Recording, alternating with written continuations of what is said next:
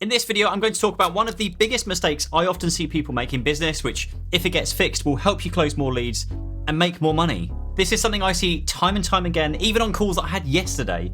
So let's talk about what that is, why it matters, and more importantly, how you can make sure that you aren't falling into that same trap. First up, and if you are new here, then hi, my name is Pete, and I sold my MSP last year, and now I coach and mentor other MSP owners and IT business owners to be more productive, grow their business, and live a happier, healthier life.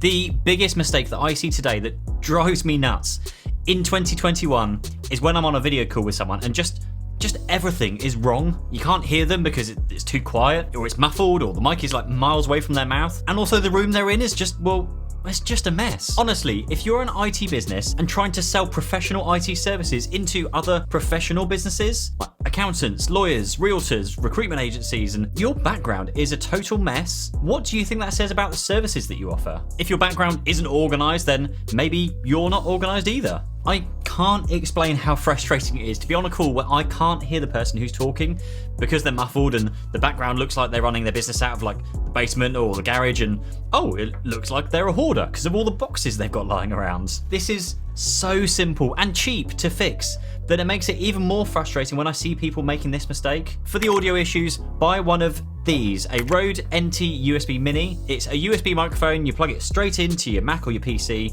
and your audio issues will be just completely gone forever. Now, I'll link down below to my kit page where you can see these recommendations easily, so you can just go and look for that if you need to. Now, most video conferencing systems like Zoom and Teams and Google Meet have absolutely nailed the audio feedback issues on the head. So you don't need to use headphones, you can just use your normal speakers, and then the software will stop all the feedback coming out of your speakers and then into the mic again. But worst case, grab some headphones. I mean, they don't need to be anything amazing, AirPods or even the old wired versions that most people probably have lying around in their desk drawers.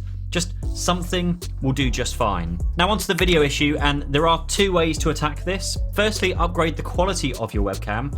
Go and grab the Logitech C920, which basically the industry standard, and they finally come back down in price after the kind of price gouging we had last year. They are the industry standard of webcams, so if you think your video quality is bad, grab one of these. And if you really want to upgrade your webcam experience, then instead you could grab an actual camera, like I have the Sony ZV-1 mounted on top of my screen there, which makes you look super sharp, kind of like this does now on your video calls. Now ideally you want to put the camera around about kind of eye level, but obviously most people have their screens there, so you can't do that. So on top of the monitors is just about fine. So that is the kind of audio and the video fixed. Now go tidy your room. You dirty pig.